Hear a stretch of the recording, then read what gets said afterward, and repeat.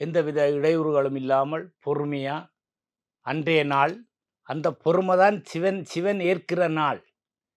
சிவனை எல்லாரும் ஏற்கிறார்கள் என்றால் அன்றைய நாளுக்கு ஏற்றிட்டு இருக்கக்கூடாது. வாழ்நாள் புறம் மனுஷன் அவன் இவன் சிவன். சிவன் இல்லையோ அவன் சவம். இன்றைக்கு நான் இந்த அடியேன் தொடர்ந்தும் இந்த ஐபிசி தமிழ் ஐபிசியின் தொடர்புகளில் வர்றதுக்கு காரணம் சிவன் என்று பொதுவாக நான் விளக்கப்படுத்த விரும்பல. சிவனை எல்லாரும் கும்பிட இயலாது, ஆனால் கும்பிட வேணும். இப்போ மன்னார் மாவட்டத்தில் இருக்கிற கேதீஸ்வரம்ன்றது அதில் ஒரு புனிதமான நீர்.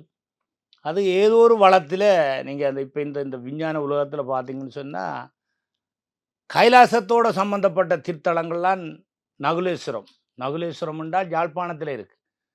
அதுவும் எங்களோட ஆத்மாவை சிவன்கிட்ட பாரம் கொடுத்து அந்த சாம்பலை கொண்ட கரைத்து காசியோட தொடர்புபடுத்துகிறதான் நகுலேஸ்வரம். இலங்கையில் சுற்றி வர எந்த இடத்துலையும் எங்களோட சைவ சமயத்தவர்கள் சிவனை வழிபடுறவர்கள்ன்ற ஆத்மா பிரமாத்மாவை யாரும் கொல்ல இயலாது. எந்த பிரமாத்தாவை கொண்டதுன்று வரலாறு உலகத்தில் யாரையும் கொல்லலாம். அது பிரமாத்மா தொடர்ந்து கொண்டே இருக்கும்.